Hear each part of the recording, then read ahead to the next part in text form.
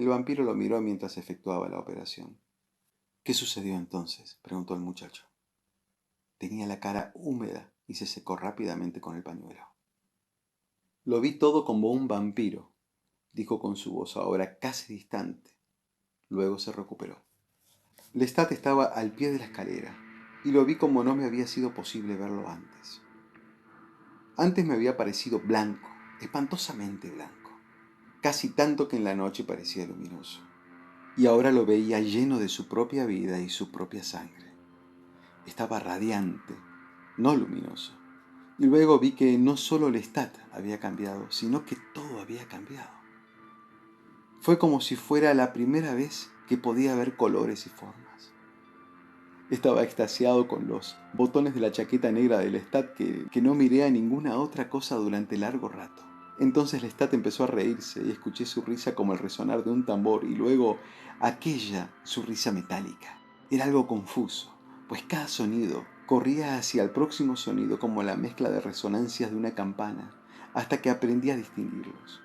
Y luego se superponían, cada uno muy suave, pero distintos, aumentando, pero discretamente, como lejanas campanas. El vampiro sonrió deleitado. Lejanas campanas. Deja de mirar mis botones, dijo Lestat. Vete a los árboles. Sácate de encima todos los excrementos humanos de tu cuerpo y no te enamores tanto de la noche como para perder tu camino. Esa, por supuesto, fue una orden sabia. Cuando vi la luna sobre las piedras, me enamoré. Me enamoré tanto que me quedé allí casi una hora. Pasé por el oratorio de mi hermano sin pensar siquiera en él. Y de pie entre los algodoneros y los robles, oí la noche como si fuera un coro de mujeres susurrantes, todas invitándome con sus pechos, en cuanto mi cuerpo aún no estaba enteramente convertido. Y tan pronto como me acostumbré a los sonidos y las visiones, me empezó a doler. Todos mis fluidos humanos debían salir de mí. Estaba muriendo como un ser humano, sin embargo, estaba totalmente vivo como vampiro. Y con todos mis sentidos despiertos, tuve que prescindir la muerte de mi cuerpo con cierta incomodidad y luego con algo de miedo. Volví corriendo a la sala, donde Lestat ya estaba trabajando con unos documentos de la plantación, revisando los gastos y los beneficios del último año. «¿Eres un hombre rico?», me dijo cuando entré. «Algo me está sucediendo», grité. «Te estás muriendo, eso es todo, no seas tonto. ¿No tienes una lámpara de petróleo? ¿Con todo este dinero ni siquiera puedes comprar aceite de ballena para la lámpara? Dame esa linterna». «¡Me muero!», grité. «¡Me muero!». «Le pasa a todo el mundo», persistió negándose a ayudarme. Cuando lo recuerdo, aún lo detesto por eso. No porque yo tuviera miedo, sino porque me podría haber ayudado a prestar atención a esos acontecimientos con más reverencia. Me podría haber calmado y dicho que contemplase mi propio fallecimiento con la misma fascinación con la que había contemplado la noche, pero no lo hizo. Lestat jamás fue el vampiro que yo soy. El vampiro no dijo esto con jactancia. Lo dijo como si toda evidencia no pudiera ser de ninguna otra manera. Me moría rápidamente, lo que significaba que mi capacidad de miedo disminuía con la misma celeridad. Simplemente lamento no haber prestado más atención al proceso. Lestat se comportaba como un perfecto imbécil. «Oh, por el amor del demonio», empezó a gritar. «¿Te das cuenta que no he preparado nada para ti? ¡Qué tonto he sido!». Estuve tentado de decir, «Pues lo eres», pero no dije nada. «Tendrás que acostarte conmigo esta mañana. No te he preparado un ataúd». El vampiro se rió. La alusión al ataúd tocó una veta mía de terror que pienso que absorbió toda la capacidad de miedo que me quedaba. Luego solo sentí la leve alarma de tener que compartir un ataúd con Lestat. Él estaba en ese momento en el dormitorio de su padre, despidiéndose de él, diciéndole que regresaría por la mañana. Y Lestat se impacientó. Antes había sido cortés con él, tanto que era casi enfermizo, pero ahora se enfadó. «¿Acaso no cuido de ti?», preguntó. «Te he conseguido un techo mejor del que tú jamás me diste a mí». Si quiero dormir todo el día y beber toda la noche, lo haré. ¡Demonios! El anciano se puso a gemir. Únicamente mi extraña sensación de agotamiento me impidió protestar. Miraba la escena a través de la puerta abierta, fascinado por los colores del marco y el alboroto luminoso de los colores en el rostro del viejo. Sus venas azules palpitaban bajo la piel rosa y grisácea. Incluso el amarillo de sus dientes me resultó atrayente y casi quedé hipnotizado por el temblor de sus labios. ¡Qué hijo! Dijo sin sospechar, por supuesto, la verdadera naturaleza de su hijo. Pues bien, entonces vete. Yo sé que en algún sitio tienes una mujer. Vas a verla apenas el marido se va de la casa. Dame el rosario. ¿Qué ha pasado con mi rosario? Lestat dijo algo blasfemo y le entregó el rosario. Pero, interrumpió el muchacho. ¿Sí? Preguntó el vampiro. Me temo que no te permito hacer suficientes preguntas, ¿verdad?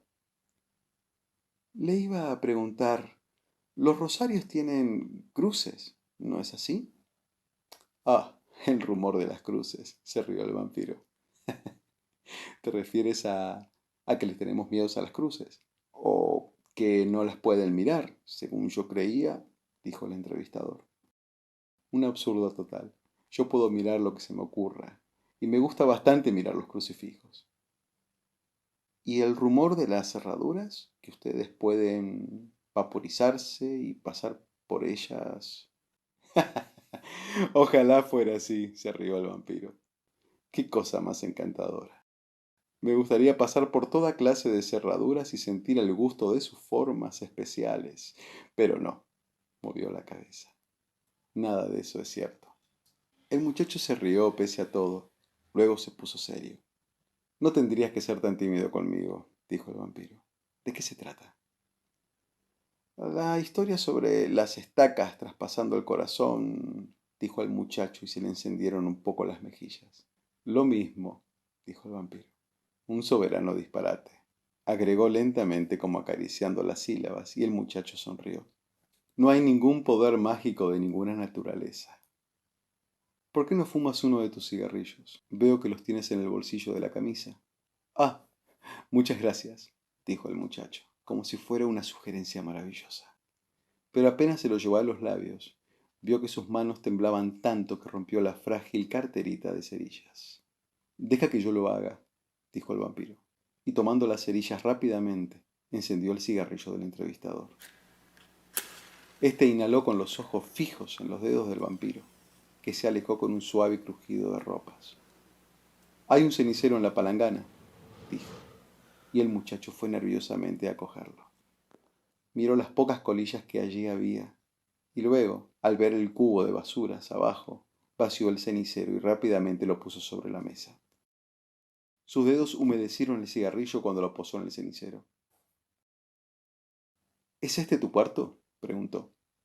No, dijo el vampiro. Es un cuarto cualquiera. ¿Y qué pasó entonces? Preguntó el muchacho. El vampiro pareció estar mirando el humo debajo de la lámpara. Ah, regresamos a Nueva Orleans a toda prisa, dijo. Esta tenía su ataúd en una habitación miserable cerca de las murallas.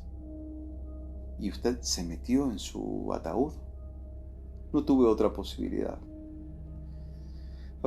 Le rogué a Lestat que me dejara quedar en el armario, pero dijo que no era seguro. El ataúd se cerraba bien desde dentro y la gente no se sentía tentada a mirar esa clase de cosas. Y me dijo que entrara. Yo no pude soportar la idea, pero cuando discutimos, me di cuenta de que no era miedo. Era una extraña toma de conciencia. Toda mi vida había temido a los lugares cerrados. Nacido y criado en casas francesas con altos techos y grandes ventanas, tenía miedo de quedarme encerrado. Incluso me sentía incómodo en el confesionario de la iglesia. Era un miedo bastante normal. Y cuando protesté al Lestat, me di cuenta de que en realidad no lo sentía más.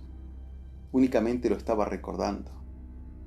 Lo tenía como hábito, como una deficiencia de capacidad de reconocer mi libertad actual, tan fascinante. Te estás portando mal, dijo Lestat por último, y ya es casi el alba. Tan pronto como te toque el sol, te transformará en carbón. Pero no debieras tener ese miedo. Pienso que eres como un hombre que ha perdido un brazo o una pierna e insiste en que puede sentir el dolor donde antes había estado el brazo o la pierna. Pues eso fue lo más positivo, inteligente y útil que el Stat dijo en mi presencia y me hizo ver la realidad. Bien, yo me meto ahora mismo en el ataúd, dijo con tono más desdeñoso. Y tú te pondrás encima mío si sabes lo que te conviene. Y lo hice.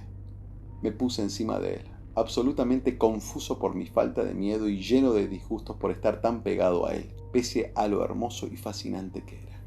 Y él cerró la tapa. Luego me preguntó si estaba completamente muerto. El cuerpo me latía y me molestaba por todas partes. Entonces no lo estás. Cuando lo estés, solo lo irás cambiar, pero no sentirás nada. Para la noche ya estarás muerto. Ahora duerme. ¿Y tenía razón? ¿Estaba usted muerto cuando se despertó? Sí, cambiado, debo confesarlo.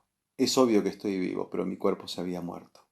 Tardó un tiempo en estar completamente limpio de sus fluidos y de materia que ya no necesitaba. Pero estaba muerto. Y cuando tomé conciencia de ello, entré en otro estadio de divorcio de mis emociones humanas.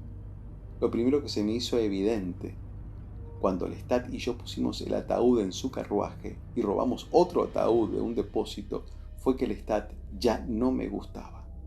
Aún me faltaba mucho para ser su par, pero me sentí infinitamente más cerca de él que antes de la muerte de mi cuerpo.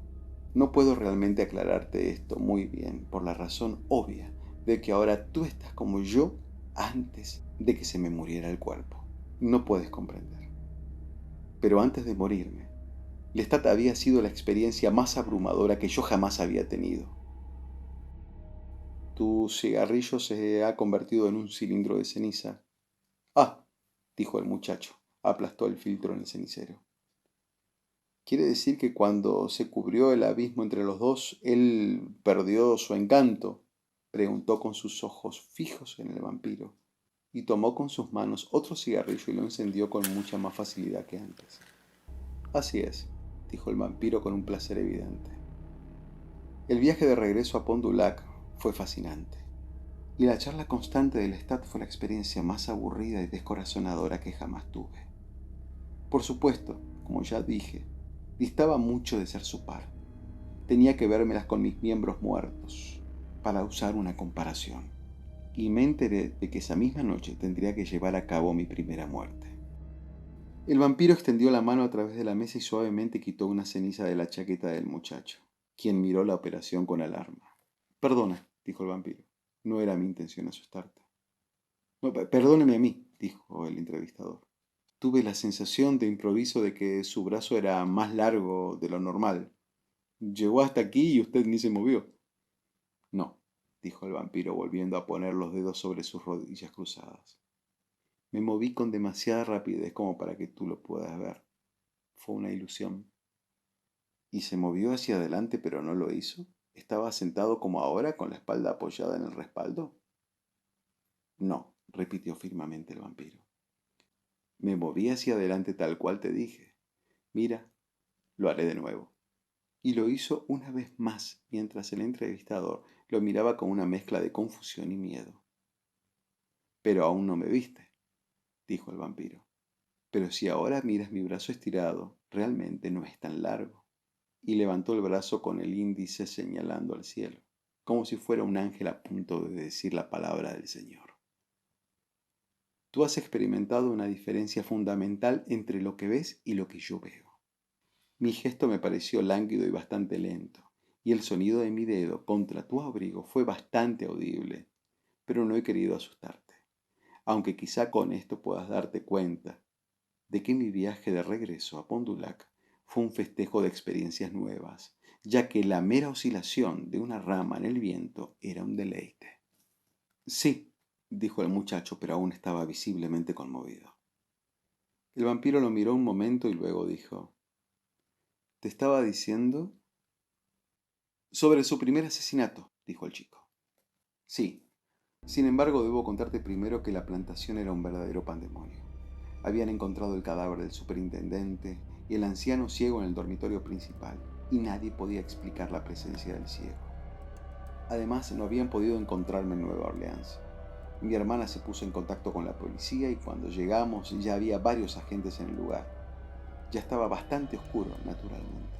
Y Lestat me explicó rápidamente que no debía dejar que la policía me viera en la más mínima luz, en especial cuando mi cuerpo estaba en ese estado tan poco satisfactorio. Por tanto, caminé con ellos por la avenida de Robles, delante de la casa de la plantación, ignorando sus insinuaciones de que entrara. Les expliqué que había estado en Pont du Lac la noche anterior y que el anciano ciego era mi huésped. En cuanto al superintendente, no estaba allí, sino que había ido a Nueva Orleans por motivos de trabajo. Después de que eso estuvo arreglado y en cuyo proceso mi nuevo distanciamiento me sirvió de forma admirable, me encontré con el problema de la plantación. Mis esclavos estaban en un estado de total confusión y nadie había trabajado en todo el día. Entonces teníamos una gran planta para la manufactura de tintura de índigo y la dirección del superintendente había sido de suma importancia. Pero yo tenía varios esclavos extremadamente inteligentes que podían haber hecho su trabajo con la misma eficiencia desde hacía mucho tiempo de haber reconocido yo su inteligencia y no de haberle tenido miedo a sus modales y aspectos africanos. Ahora los estudié con claridad y les entregué la dirección de la plantación. Al mejor le di la casa del superintendente. Dos de las mujeres jóvenes serían sacadas del campo y traídas a la casa grande para que cuidasen del padre del Lestat. Y les dije que yo quería la mayor intimidad posible, que no serían recompensadas únicamente por su trabajo, sino por dejarme a mí y al Lestat absolutamente a solas. En ese momento no me di cuenta de que esos esclavos serían los primeros y posiblemente los únicos en sospechar que el Lestat y yo no éramos seres ordinarios. No me di cuenta de que su experiencia con lo sobrenatural era mucho más grande que la de los blancos. Para mí ellos aún eran salvajes infantiles, apenas domesticados por la esclavitud. Pero deja que continúe con mi historia. Te iba a contar de mi primera muerte. Lestat la arregló con su característica falta de sentido común. ¿La arregló?, preguntó el muchacho. Jamás tendría que haber empezado con seres humanos, pero eso fue algo que luego tuve que aprender solo. Lestat me llevó directamente a los pantanos, una vez que la policía y los esclavos estuvieron en sus casas. Era muy tarde, y las cabañas de los esclavos estaban totalmente oscuras. Pronto dejamos atrás las luces de Pont du Lac, y yo me puse muy nervioso. Era lo mismo nuevamente, miedos recordados, confusión. Lestat, de haber tenido la más mínima inteligencia, me podría haber explicado las cosas con paciencia y buenos modos, que no debía sentir miedo al pantano, que era absolutamente invulnerable a los insectos y las serpientes, que me debía concentrar en mi nueva capacidad de ver en la oscuridad. En cambio, me ponía nervioso con exigencias. Únicamente se interesaba en nuestras víctimas y en terminar mi iniciación lo antes posible. Y cuando por último llegamos a las víctimas, me instó a que actuara. Se trataba de un pequeño campamento de esclavos escapados. Lestat los había visitado antes y quizás había exterminado a una cuarta parte de ellos espiando desde la oscuridad hasta que alguno se alejara del fuego, o bien atacándolos durante el sueño. No sabían nada de la presencia de Lestat. Tuvimos que esperar más de una hora antes de que uno de los hombres, eran todos hombres, se alejara del descampado y penetrara unos pasos en el bosque. Se desabrochó los pantalones y se puso a hacer una simple necesidad física. Cuando se dio vuelta para irse, Lestat me sacudió y dijo: «Cógelo». El vampiro sonrió ante los ojos atónicos del entrevistador. «Pienso que sentí tanto horror como te sucedería a ti», dijo. Pero entonces no sabía que podía matar animales en vez de humanos. Le dije rápidamente que no podía hacerlo, y el esclavo me oyó hablar. Se dio vuelta, de espaldas a la fogata, distante, y miró en la oscuridad. Luego, rápida y silenciosamente, sacó un largo cuchillo de su cintura. Estaba desnudo. Salvo por los pantalones y el cinturón, era un hombre joven, alto, de fuertes brazos y aspecto ágil. Dijo algo en francés y entonces dio un paso adelante. Me di cuenta de que, aunque yo lo podía ver claramente en la oscuridad, él no nos podía ver. Lestat se puso detrás de él con una rapidez que me sorprendió y lo agarró del cuello mientras le inmovilizaba el brazo izquierdo. El esclavo lanzó una exclamación y trató de librarse de Lestat. Este le hundió los dientes y el esclavo se inmovilizó como picado por una serpiente. Cayó de rodillas y Lestat se alimentó rápidamente mientras que los demás esclavos se acercaban corriendo. «Me enfermas», me dijo cuando regresó a mi lado. Era como si fuéramos insectos negros totalmente disimulados en la noche, observando los movimientos de los esclavos, quienes, ignorantes de nuestra presencia, descubrieron el cadáver, lo arrastraron y se desplegaron por el bosque buscando al atacante. «Vamos, tenemos que capturar otro antes de que regresemos al campamento», dijo, y rápidamente nos lanzamos en pos de un hombre que se había separado de los demás. Yo aún estaba terriblemente agitado, convencido de que no podría atacarlo y sin sentir ninguna necesidad de hacerlo. Había muchas cosas, como te digo, que Lestat podría haber hecho y dicho. Podría haber enriquecido mi experiencia de muchas maneras, pero no lo hizo. «¿Qué podría haber hecho?», preguntó el muchacho. «Quiero decir, matar no es una acción común», dijo el vampiro. «Uno no se sacia simplemente con sangre», sacudió la cabeza. «Seguro que es la consideración de que se trata de la vida de otro y a menudo la experiencia de la pérdida de esa vida por medio de la sangre, lentamente. Es una y otra vez la experiencia de mi propia vida. La experiencia cuando le chupé la sangre a Lestat de la muñeca y sentí que su corazón latía junto al mío. Es una y otra vez la celebración de esa experiencia». Dijo esto con la máxima seriedad, como si discutiera con alguien que opinaba otra cosa. Creo que Lestat jamás vivió eso, aunque no sé cómo pudo ser así. Quizás lo vivió algo, pero muy poco, según creo, de lo que tendría que haber vivido. En cualquier caso, no se molestó en hacerme recordar lo que yo había sentido cuando me aferré a su muñeca y no quise dejarla, ni tampoco en elegir un sitio donde yo pudiera experimentar mi primer ataque con alguna medida de tranquilidad y dignidad. Salió disparado hacia lo primero que encontró, como si tuviera algo detrás empujándolo a hacer las cosas lo antes posible. Una vez que hubo atrapado al esclavo, lo atenazó y le descubrió el cuello. «Hazlo», dijo. «Ahora no puedes echarte atrás». Abrumado por la repulsión, obedecí. Me arrodillé al lado del hombre agachado que trataba inútilmente de defenderse. Le puse ambas manos en los hombros y me lancé a su cuello. Mis dientes apenas empezaban a cambiar y tuve que rasgarle la piel y no agujerearla. Pero una vez que hice la herida, la sangre brotó. Y una vez que eso sucedió, una vez que estuve bebiendo, todo lo demás desapareció. Lestat y el pantano y el ruido del campamento distante no significaban nada. Lestat podría haber sido un insecto zumbando, brillando y desapareciendo.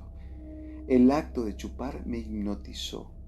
La cálida lucha del hombre tranquilizaba la tensión de mis manos y de vuelta reapareció el sonido del tambor, solo que esta vez perfectamente al unísono con el sonido de mi corazón. Los dos resonaban en cada fibra de mi ser hasta que el sonido empezó a volverse cada vez más lento y cada uno era un suave retumbar que parecía que iba a continuar hasta el infierno. Me estaba extasiando. Y entonces Lestat me arrancó de mi sopor. «Está muerto, imbécil», dijo con su encanto y tacto característico. «No puedes beber cuando están muertos. Tenlo en cuenta».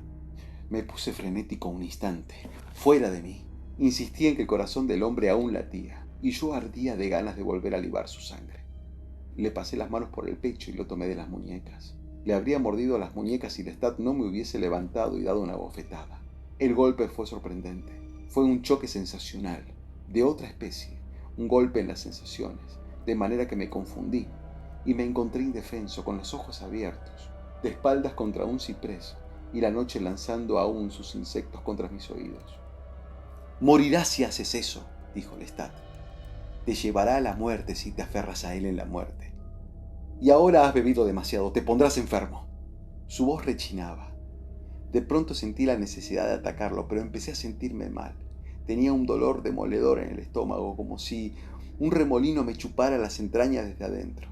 Era la sangre que pasaba demasiado rápido a mi propia sangre, pero yo no lo sabía. Lestat se movió en la noche como un gato y yo lo seguí con la cabeza palpitando. El dolor en el estómago continuaba cuando llegamos a Pont du Lac. Cuando nos sentamos en la sala, Lestat se puso a jugar un solitario sobre la mesa pulida y yo me quedé mirándolo con desprecio. Él murmuraba tonterías. Me acostumbraría a matar, decía. No sería nada. No debía derrumbarme. Reaccionaba demasiado como si mi parte mortal no se hubiera ido. Me acostumbraría a todo en un santiamén. ¿Lo crees?, le pregunté por último. Yo realmente no tenía interés en su respuesta. Comprendí las diferencias que había entre ambos. Para mí, la experiencia de matar había sido un cataclismo, lo mismo que chuparle la muñeca a Lestat. Esas experiencias me abrumaron tanto y cambiaron de tal modo mi opinión sobre todo lo que me rodeaba, desde la imagen de mi hermano que colgaba de la pared de la sala hasta la visión de una sola estrella por la ventana, que no me podía imaginar que otro vampiro las tomase como cosas de todos los días.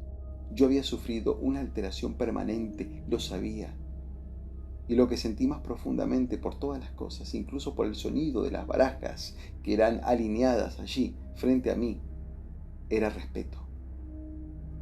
Lestat sentía lo contrario, o no sentía nada.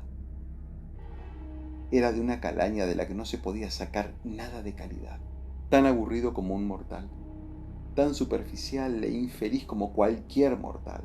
Parloteaba encima de su juego de naipes, rebajando mi experiencia, completamente bloqueado por la más mínima posibilidad de tener experiencias propias. A la mañana siguiente me di cuenta de que yo era su completo superior y que me había engañado miserablemente el tenerlo como maestro. Debía guiarme por las lecciones necesarias, si había alguna lección verdadera, y yo debía tolerar en él una mentalidad que era blasfema con la misma vida. Sentí desprecio. Únicamente tenía hambre de experiencias nuevas, de todo lo que era tan hermoso y devastador como mi muerte. Y vi que si iba a sacar el máximo provecho de la experiencia ahora disponible, tenía que concentrar todo mi poder de aprendizaje. Lestat no servía para nada. Bien pasada la medianoche, me puse por último de pie y salí a la galería. La luna se mostraba inmensa por encima de los cipreses y la luz de los candelabros temblaba más allá de las puertas abiertas. Los anchos pilares y las paredes de yeso de la casa habían sido blanqueadas. Los suelos de madera estaban limpios y una llovizna de verano había aclarado la noche y la había dejado brillante de gotas de agua. Me apoyé en el pilar de la galería. Mi cabeza tocaba los zarcillos tiernos de un jazmín que crecía en batalla contra una avistaria, y pensé que se extendía delante de mí a lo largo y ancho del mundo y del tiempo, y decidí vivirlo con la delicadeza y reverencia, aprender de cada cosa lo mejor. No estaba seguro de lo que esto significaba. ¿Entiendes cuando te digo que no quise andar deprisa por mi experiencia? Que lo que sentí como vampiro era demasiado poderoso para usarlo mal. Sí, dijo deprisa el joven. Parece como si hubiera estado enamorado. Al vampiro le brillaron los ojos. Exacto, es como el amor, sonrió. Saber que existen graves diferencias entre vampiros y cómo llegué a tener un enfoque distinto del de Lestat. Debes de comprender que no lo desprecié porque no podía vivir la experiencia. Simplemente no pude entender cómo se podían dejar a un lado esas sensaciones. Pero entonces Lestat hizo algo que me mostraría cómo proceder con mi aprendizaje. Tenía un respeto más que normal por las riquezas de Pont du Lac. Había quedado muy satisfecho con la belleza de la porcelana que usó para la cena de su padre, y le gustó tocar las cortinas de terciopelo y seguir con el pie los diseños de las alfombras. Y entonces, de una de las alacenas, sacó una copa y dijo: «Qué extraños son los cristales». Cuando dijo esto con un deleite impío, yo lo estudié con ojo severo, pues me disgustó intensamente. «Quiero enseñarte un truco», prosiguió, «si es que te gusta el cristal». Y después de colocar la copa en la mesa de juego, salió a la galería donde yo estaba y nuevamente cambió sus modales por la de un animal furtivo, con los ojos espiando la oscuridad detrás de las luces de la casa y bajo las ramas de los robles. En un instante Saltó por encima de la barandilla y luego se lanzó a la oscuridad para cazar algo con ambas manos. Cuando volvió, abrí la boca porque vi que se trataba de una rata. No seas imbécil, me dijo. ¿Acaso nunca has visto una rata? Era una rata inmensa, con una cola larga. La retenía del pescuezo para que no pudiera morder. Las ratas pueden ser bastante buenas. Y llevó la rata hasta la copa de vino. Le cortó el cuello y llenó rápidamente el vaso con la sangre. Lanzó la rata por encima de la barandilla y Lestat levantó la copa llena con aire de triunfo. Quizás tengas que vivir de ratas de vez en cuando, así que no pongas esa cara. Ratas, gallinas, ganado. Si viajas en un barco, lo mejor son las ratas.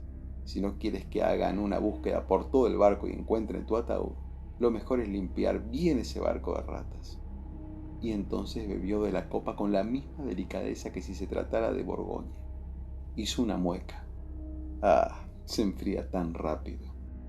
¿Quieres decir que podemos vivir de los animales?, le pregunté. Así es, dijo, y entonces arrojó la copa a la chimenea. Yo miré los pedazos. No te importa, ¿no? Señaló el cristal roto con una sonrisa sarcástica.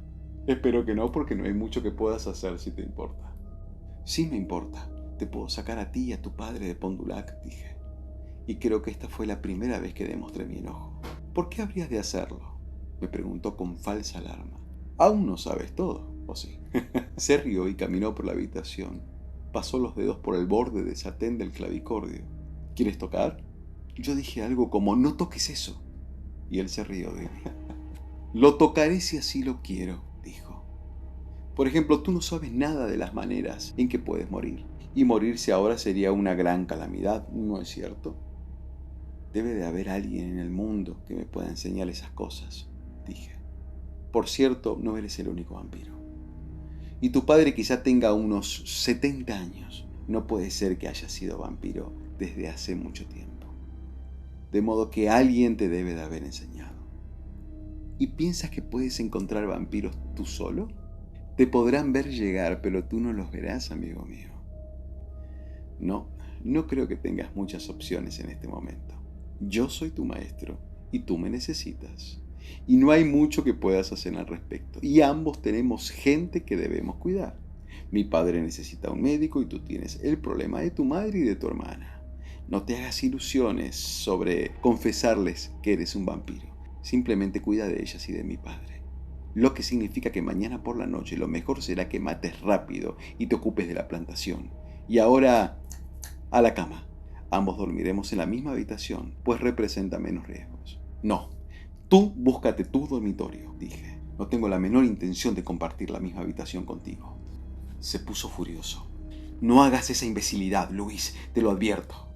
No puedes hacer nada para defenderte una vez que sale el sol. Habitaciones separadas significa el doble de riesgos, el doble de precauciones y el doble de posibilidades de llamar la atención. Luego dijo un montón de cosas para asustarme y obligarme a hacer lo que él quería.